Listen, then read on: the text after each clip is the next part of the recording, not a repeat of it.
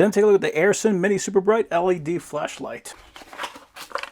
So here is the flashlight. About the same thickness as most flashlights, but is much shorter. We got a couple of banks of LEDs here on the side light, and we got 3 large LEDs here on the front. That is Castle on the top. There's a good feeling click button there on the side. We also have a clip. Looks like it's got a couple of screws, so if you want to, you can take that guy off.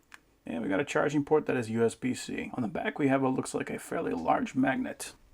And that does stick no problem, so that even holds itself up. Now, what's nice about this is that we can stick that onto a wall. We have that pointing straight out, or we can have it pointing straight down, depending on which light we want to use.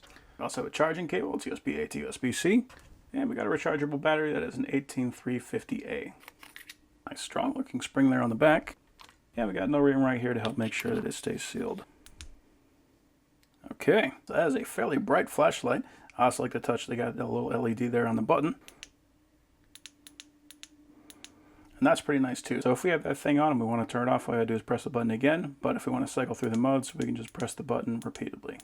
So we got on, medium, kind of looks like a strobe there, but that's actually just the frames per second of the camera. And then there is our strobe. If you want to run the side, press and hold. Now we got our side light. Again, that looks solid to the eye, but to the camera it looks a little flashy. We got red. And we got red and blue flashing. Now I'm curious if I got this on medium and then I shut it off. If I turn it back on, will it go to strobe or will it go to high?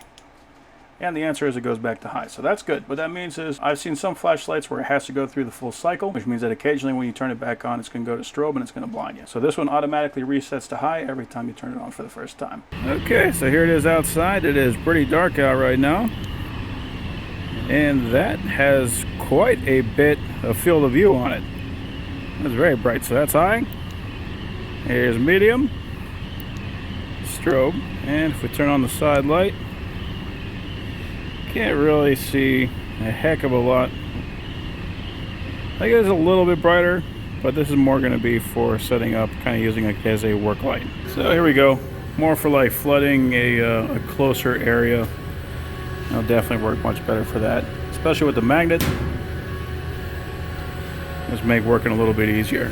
So, yeah, boy, super bright. Cool. So that is a very nice flashlight.